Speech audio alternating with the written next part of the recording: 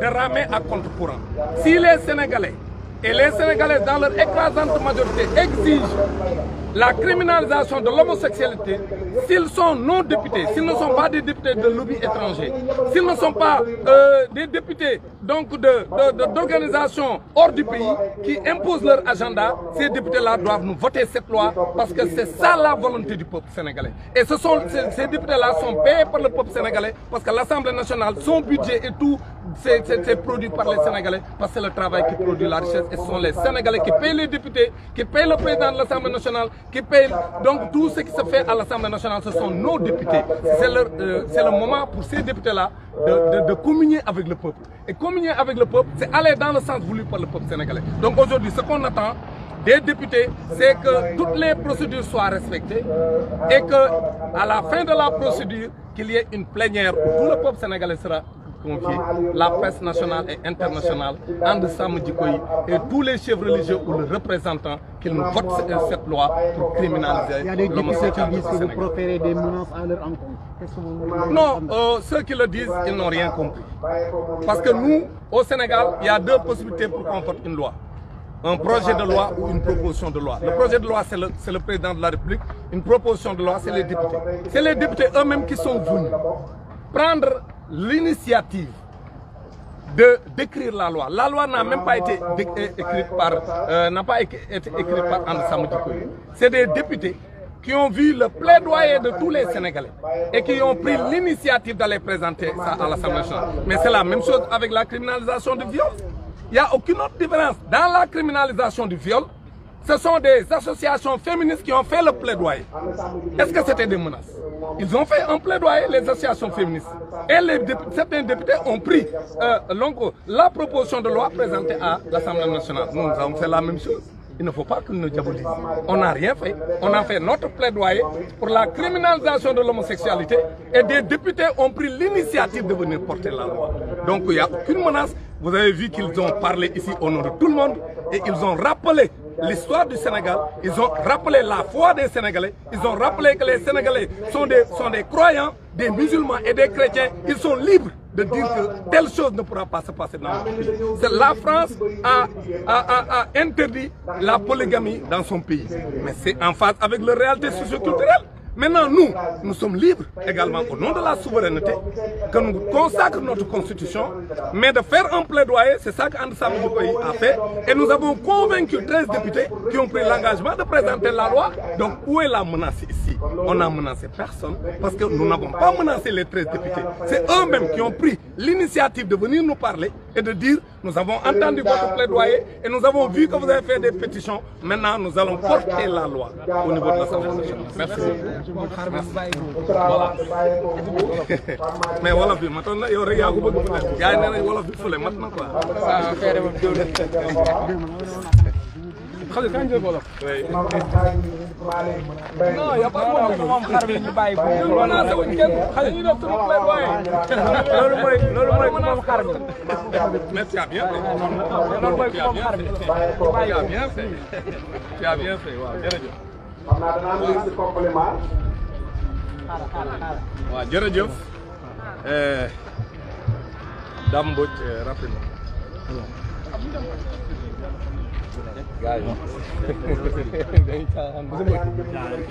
waaw Dame Mbodj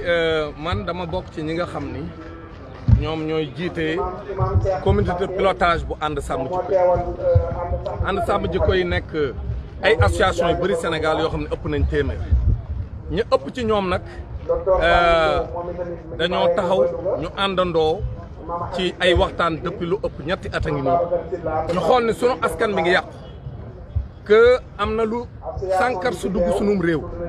yoo xam ni dafa jóge bitim réew bokkul ak sunu aada ak sunu cosaan bi nu xamee loolu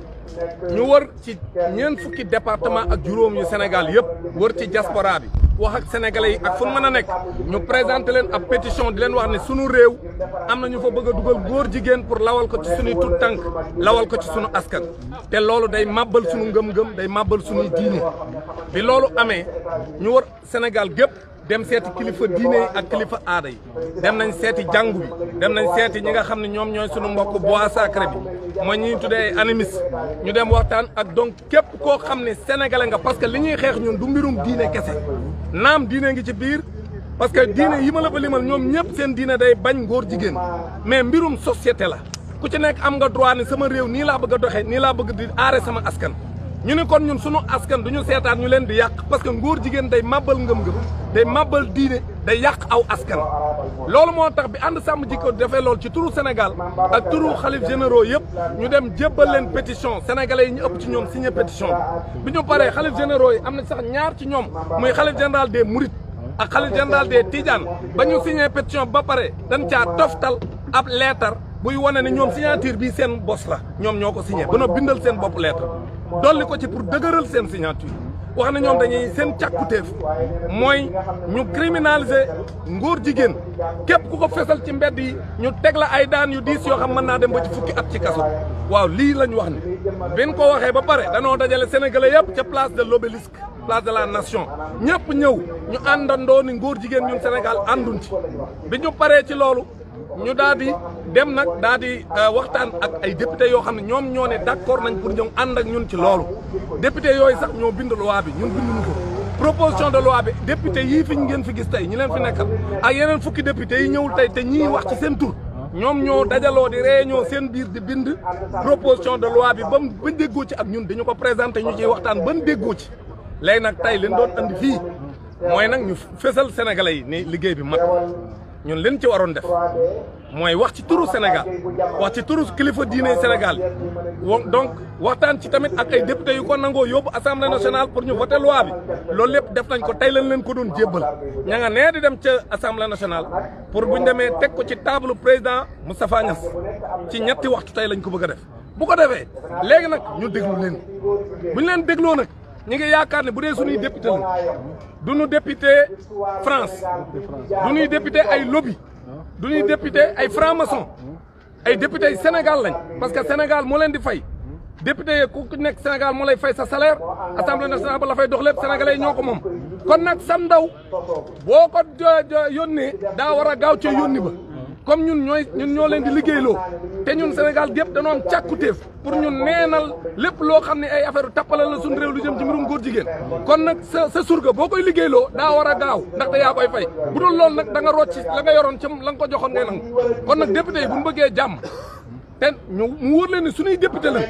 dañuy voter loi bi balaa mois de juin parce que juin la assemblée nationale bi tëj bala ñoo tëj nañ ñu voter loi bi boo ko defee jàmm na noonu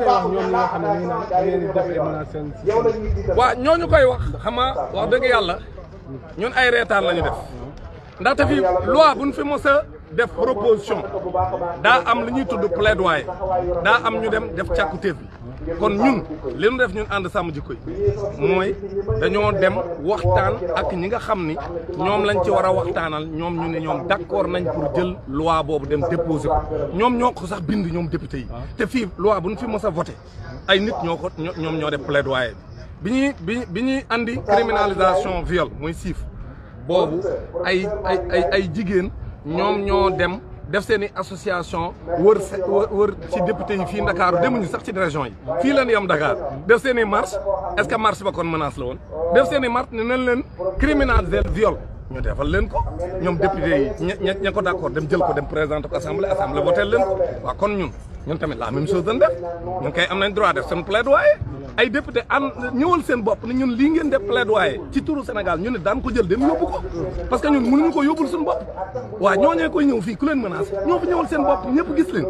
ñu ñëw di liggéey ak ñun depuis lu mat ñeenti weer nii ñoo ngi liggéey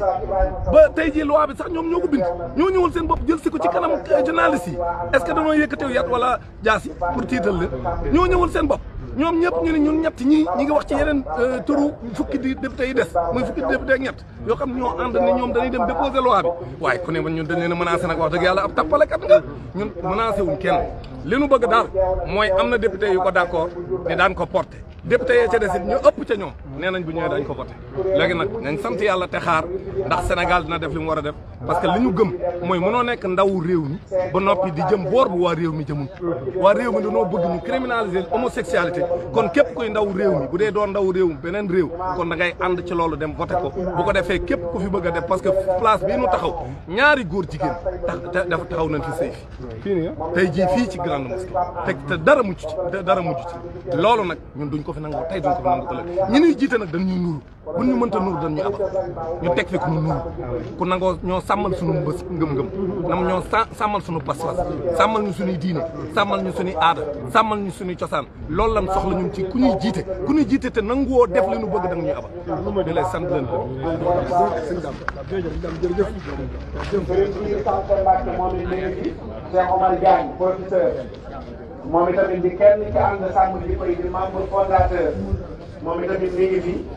ñu sant ko gërëm ko moom it ci engagement ci dénoncé yu bon ak feeñal agenda LGBT yeeg lobby yeeg yu nu mel moom it mi ngi ci jotaay bi ñu jaajëfal bu baax. al Oustaz Mor Thiam moom itamit mi ngi ci jotaay bi ñëpp ràññee ko ci RFM ci njàngaleem diine ak yaatal ko. moom it ci membre fondateur bu ànd sàmm jikko yi la bokk keroog rek maa ngi koy woo di ko tooñ naan ko yow ànd sàmm jikko yi waroo woote naan maa ngi topp yëpp waaye da ngaa war a ne ci kanam ñu topp sa ginnaaw ndax bi ñuy njëkk a woote ci mbirum site ba nga xam ne looloo jël ànd sàmm jikko yi ngir war a taxaw nan la ñuy def ba site bu ñu ubbi di ci dugal yu bon yooyu ñu tëj ko keroog ñi ma njëkk a woo réunion yi njëkk a am ci jàkk imam Adama Seck moom mi fekke na yéen seegu ma ci mais defe naa mi ngi ci liste bi moom imam Adama Seck dañ koy beral ak cantam ak ngërëm ànd sàmm jikko yi jëmm ji la làmmi ci làmmiñam la juddoo tur wi ànd sàmm jikko yi imam Adama Seck ñi nettali histoire yooyu baax na ñu koy xam bi ñu dajaloo ba ne war nañoo def action moom moo ne waaw bu ñu waree dem seeti xalifa yi war nañoo wax ne ñun ñooy waa diw te léegi ñi fi dajoo kuréel yu wuute la Jamra ngi fi défense valeur morale ngi fi yeneen i kuréel ñi ngi fi waaw bu ñu ñëwee wan tur la ñuy yóbbaale ci la ku nekk xalaat mu ne tey ñoo ko tuddee alliance ànd sàmm jikko yi kàddoom googu mu yëkkati woon moom moo barkeel ba tabaarakallaahu kuréel bi ñu tuddee ko ànd sàmm jikko yi jàkkaam lañ daan dem fa la ñuy réunion fa la ñuy defee lépp lu jëm ci mbirum caamee ne njaayee ni mooy làmb poosam jënd loolu ñu seedeel leen ko waaw ñu seedeel leen heure buñ ko wooyee amul guddi amul bëccëg danaa ñu ñëw leen jàkka jàngi foofu lañ defoon sax mu nekk suñu siège gannaaw bi la kër Babacar coordinateur bi nekk siège kon jërëjëf Seck yal na yàlla fay la yiw Oustaz Pape Anne moom itamit mi ngi woon ci jataay bi léegi la fi bàyyeekoo moom defe naa 11h fekk na ko moom it ñi fi njëkk a teew la bokk moom it di sunu wóllëre di kenn ci doomu daara yi def liggéey bu am solo ci diine ji ki nga xam ne mooy Serigne Abdou Maam Mariam Silla moom it mi ngi fi waaw jiite ndaw yi